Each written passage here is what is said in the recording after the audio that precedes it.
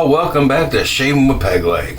Appreciate y'all being here, new subscribers and old, or regular, whatever you want to say. I appreciate y'all being here, really do. Hang on a second. I didn't wax this yet today. I'll do it after I shave. Gotta wax it and get it trained to go that way. Today, so just Wilkinson Sword. The stuff's hard. I don't think it's triple milled, but it's damn close. It's hard. And I whipped it up with a T3 Trafalgar, the Simpson, and using my cast iron dish again, my bowl. It's not a dish, it's a shaving bowl made out of cast iron. And aftershave, I'm using DBA Barber Doggystyle. And I put 4 squirts of that into the soap when I was lathering it, because this soap to me just smells like soap. It doesn't have any real scent. And for a head shave today, since we're using a DE on the head on Sundays, I'm going with the firm blade. I have not, matter of fact, I know I haven't used this for a head shave yet. So we're going to give this old girl a run. Made in the 30s, Portland, Oregon, I believe it was. Just a very oddly shaped razor. They used a special blade, but I basically just trimmed a half a DE to make it fit, as you can see. And we will run with that.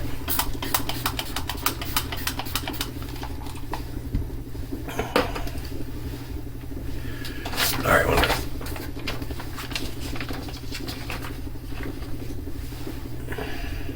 oh my gosh, I can't see nothing. January 15th, 1919. I'm going to start this one early because I got two full pages here. Boston, Massachusetts. Something happened that was the talk of the town for a long time after it happened.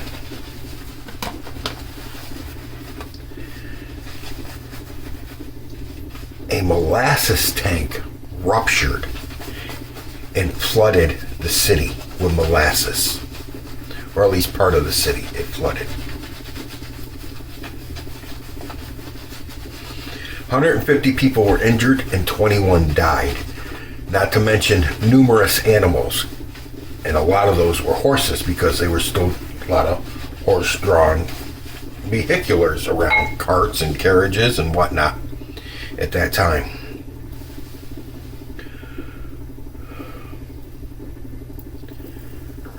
This is going to be interesting, trying to keep this angle properly with this thing. I can feel it cutting. I can hear it cutting.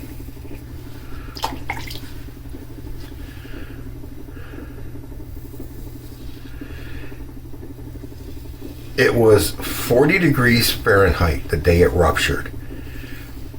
But they believe, there's no way to 100% confirm why it ruptured, but they do believe that because that tank was topped off the day before with the delivery of molasses, that's what caused it to rupture. Not the fact that it was topped off, but the fact that it had been colder the day before it ruptured than the day it ruptured. But to pump molasses from a tanker ship into that tank, you had to warm the molasses to pump it, because if you don't know, molasses gets really, really thick when it's cold. It doesn't want to flow. So they had to pump it or heat it. So they believe that the fact that they had to pump warm molasses on top of cold molasses is what caused the rupture. Because as you know, when something heats up like that, it expands. Its volume gets, it's the same weight, but it's like gasoline when you fill your car. If you fill your car on a cold day, you pump less gas actually than you do on a warm day, because on a warm day the molecules expand. So if you pump gas on a cold day and you fill your tank, on a cold day you'll actually get less gasoline than if you do it on a warm day.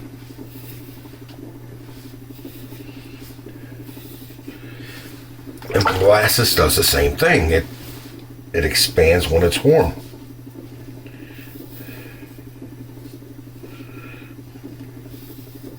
So they think by pumping all that warm molasses on top of the cold molasses in the tank, it warmed up the molasses that was in the tank already and caused it to expand.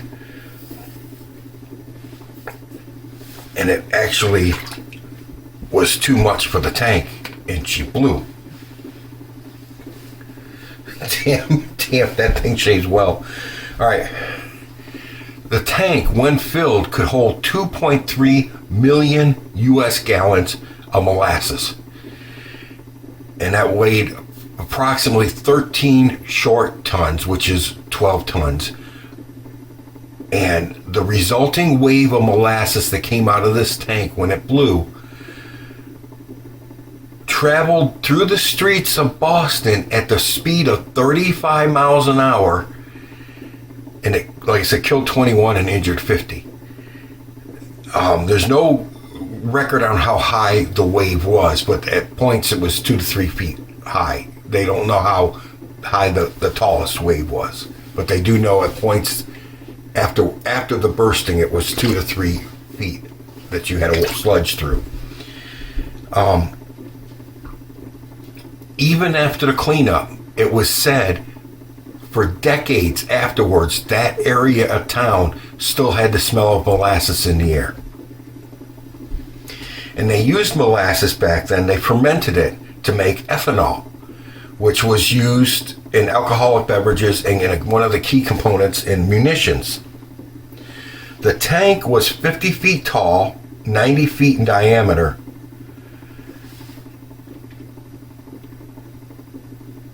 All right. I'm going to put a picture in here, right here. I'll put a picture right here. Okay. That damage was done when the tank erupted and some of the plates from the tank hit the trusses and everything for the elevated train system, subway, the elevated cars, because they in and out underground. But the elevated train system, and it knocked one of the trains off its tracks. It hit it so hard. One of the trains got knocked off the tracks, and it didn't fall off, but it came off the rails and stayed up on top. But that's the damage it did when the plates hit. That's how much force it was. Okay. Some people reported that they felt the ground shake and heard a roar as it collapsed. A long rumble similar to the passing of an elevated train. Others reported a tremendous crashing of deep growling and a thunderclap like bang. Excuse me. And also the sound of a machine gun was heard as the rivets popped and shot out from the steel plate, the tank. A Boston Post report said the molasses waist deep, okay, so that's like, what, 3.5 feet? Covered the street and swirled and bubbled about the wreckage. Here and there struggled a form. Whether it was animal or human being was impossible to tell. Only an upheaval, a thrashing about in a sticky mass, showed where any life was. Horses died like so many flies on sticky fly paper. The more they struggled, the deeper in the mess they were ensnared. human beings, men and women, suffered likewise. Because the warm molasses, when it left the tank, hit the cold air and started cooling. And when it started cooling, it started getting more solid. It didn't become a complete solid, but it just started solidifying, getting really thick and heavy. So everybody started really getting bogged down in this mess. Now, I think it was 116. 116 cadets from the USS Nantucket, which was moored in the harbor, and as a training ship for the Massachusetts Nautical School, rushed blocks away where their ship was moored to help, because they heard it. They heard the tank erupt, and they ran to help to see what was going on. Some of them dove into the molasses to try and help people, and some of them stood on the outside, keeping looky-loos away, keeping witness. People just want to stand around and gawk at it, keeping them away, so that the rescuers could get in. The police department, Boston Police, Fire Department, Red Cross, Army and Navy troops showed up to help. Some of the nurses from the Red Cross actually dove into the molasses to help save people.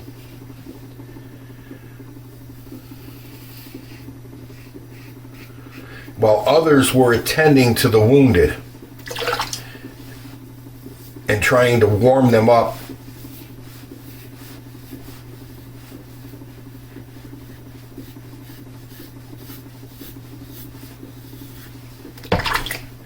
Could you imagine the mess that would have made? 2.3 million gallons of molasses rolling down the street.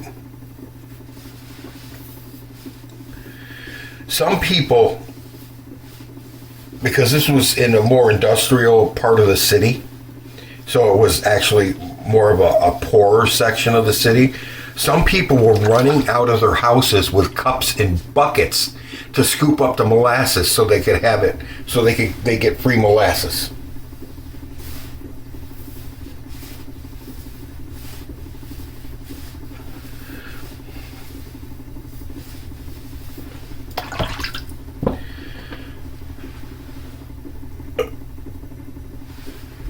Let's see where I could. They spent 4 days trying to rescue people out of this muck and everything. They finally called it off because after 4 days, if you were buried in that, of course, you were dead. Excuse me. They stopped looking for victims. Many of the dead they found were so glazed over with molasses they couldn't even tell who they were because it had cooled down so much and solidified on their face. It was like a heavy clay on their face, and they couldn't tell who the hell it was, and they couldn't get the stuff off of them. Some victims were actually swept into Boston Harbor from it. A truck was picked up and thrown into Boston Harbor by the wave, and some of the people that were thrown into Boston Harbor weren't found for 3 or 4 months afterwards when their bodies washed up.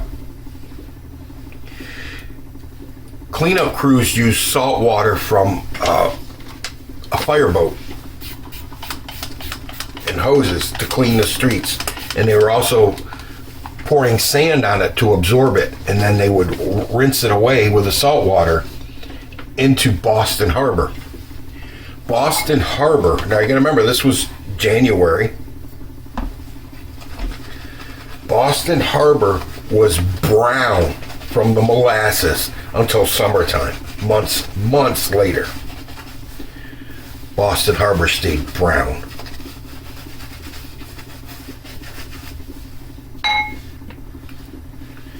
It's a mess. It took them weeks to clean up the streets and the suburbs. And the rest of greater Boston even took longer than that to clean up because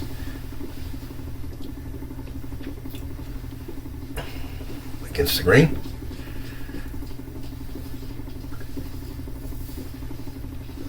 Because what happened was everybody that went in to help and some of the witnesses, the looky-loos standing around just looking, tracked through all this molasses, and wherever they walked afterwards, they were leaving molasses behind from their shoes and their clothes, whichever the bottom of their clothes when they got hit molasses on them.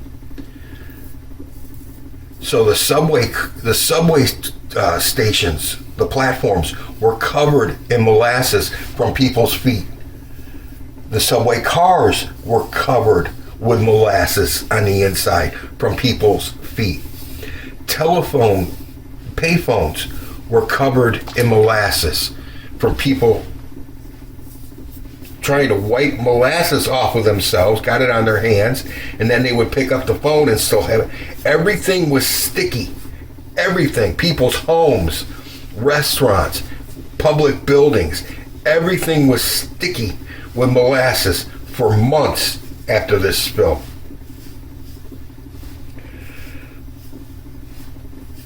And like I said, the harbor stayed brown until summer.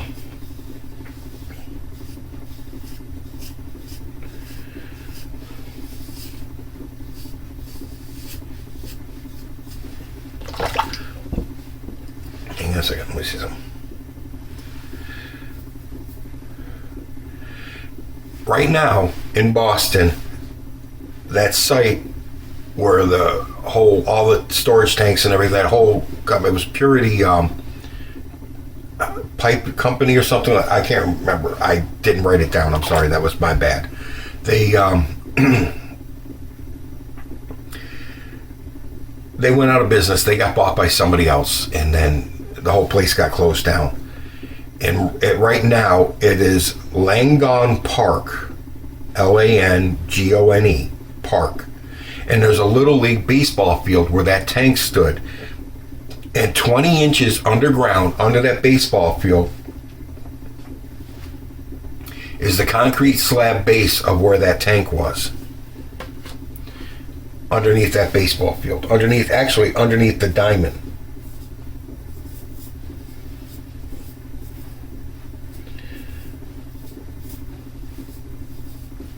On the 100th anniversary of this, the city of Boston had a memorial service. And they had, a parade, and they had all kinds of stuff. And they read off the names of the 21 people that were killed by this tank erupting and spewing molasses through the city.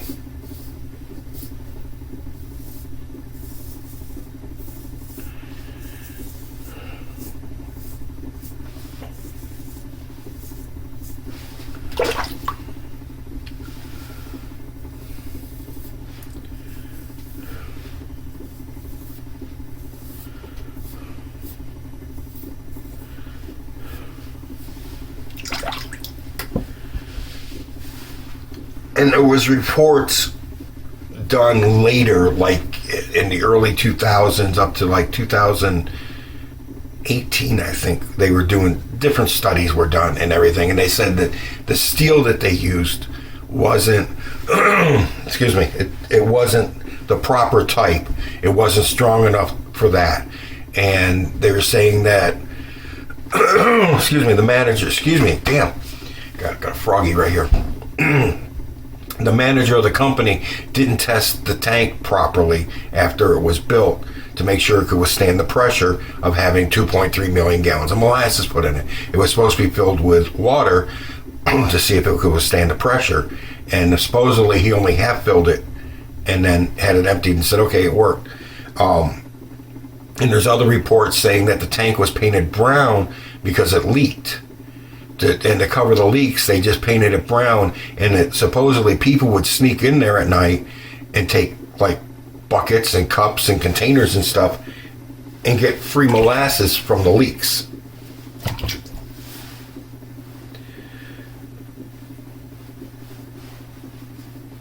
But the big thing was it was not, the tank supposedly was not built to withstand. Corners were cut. Things were done cheaper than what they should have been to save money. And the tank wasn't built strong enough to handle that much pressure.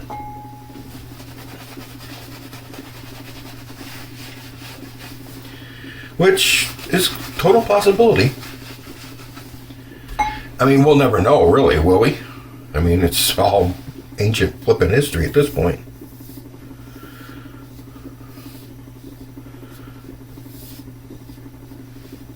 But everything in Greater Boston was sticky for months afterwards, because people would come down and look at it and watch, even watching the cleanup, and they would track through the molasses and track it all over town on their clothes and their shoes, and anything they touched, if they had molasses on their hands, anything they touched after that would get sticky, because there was reports that payphones, yes, they had payphones back then. How about that? Payphones, the receivers on the payphones, that you know, put your, or actually it was, were sticky months later, still sticky months later.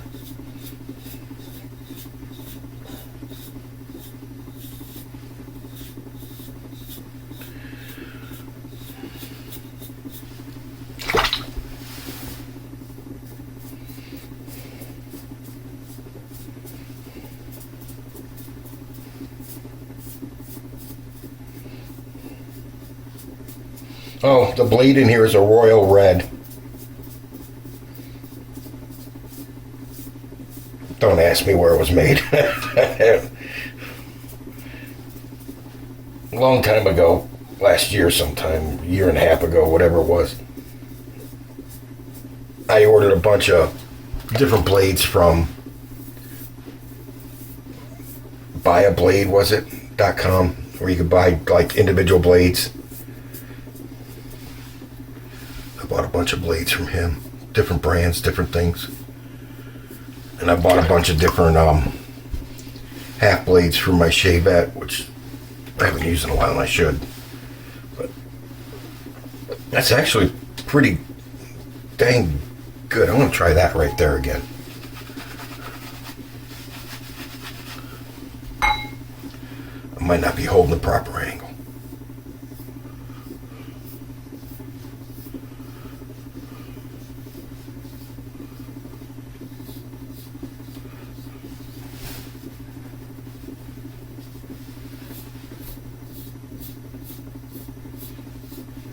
I can hear it cutting.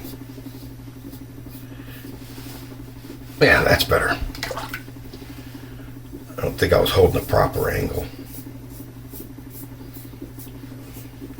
Because it's really harder to see the angle with, especially when I got my glasses on, with this thing than it is a regular DE. Can you hear it?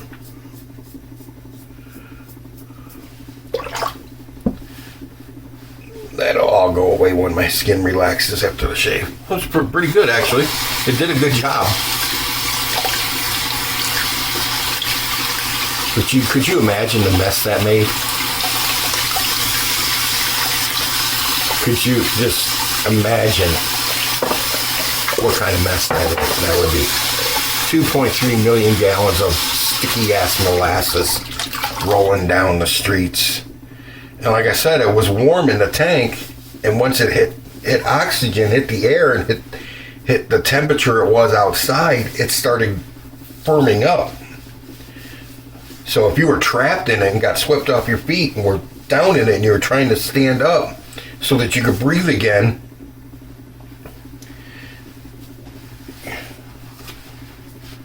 you would have been screwed. I've been trying to move in quicksand.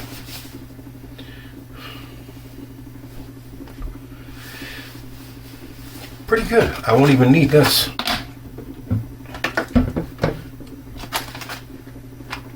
No, I don't. It was. I know I didn't cut myself. Fine. You want to see it? You want to see it? We'll show it. Okay. If I can get the piece out of here.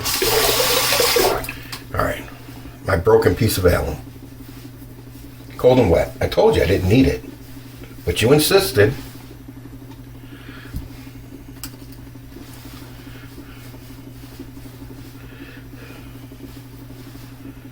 It's fine. That's it. Not a thing. Nope.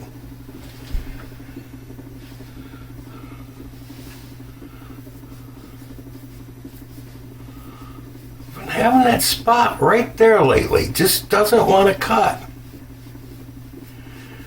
It's like I couldn't get you to grow anything when I had my hair, and now I don't have hair, and you don't want to go away. Bastard.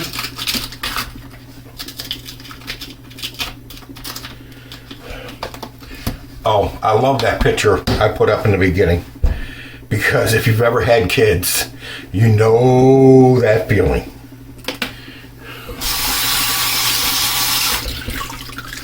You knew you should have locked the door, but you didn't do it.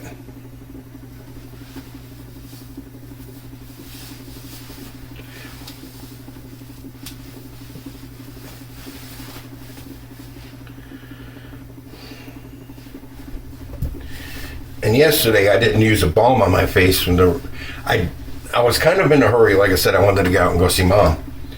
And I didn't bring the balm down and put it on the counter here. And when I went to put everything away, I went, where's my balm? So I did use it. I just didn't do it on camera.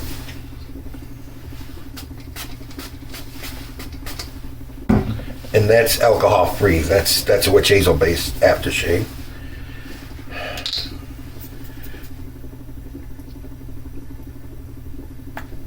And that's all I need for my big ass dome. It will spread.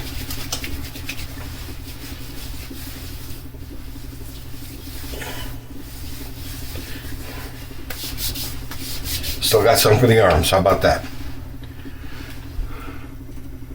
I'm actually surprised. I was kind of worried about this, but it shaved my face very well, and it did just as well on my head. It was a good head shaver. Firm blade. I don't know if you can still get them on eBay or not. You'll have to search for firm blade on eBay. But I hope one of you guys was able to pick up one of those toggles if you wanted one, because they actually, I don't know what they finally went for, or if they're still even taking bids. I just happened to see them. Yes, I took eBay off my phone, but I didn't take it off my laptop. So, yeah, I was just sitting there, and I just said, what's going on? I've got to stop doing that, though. All right.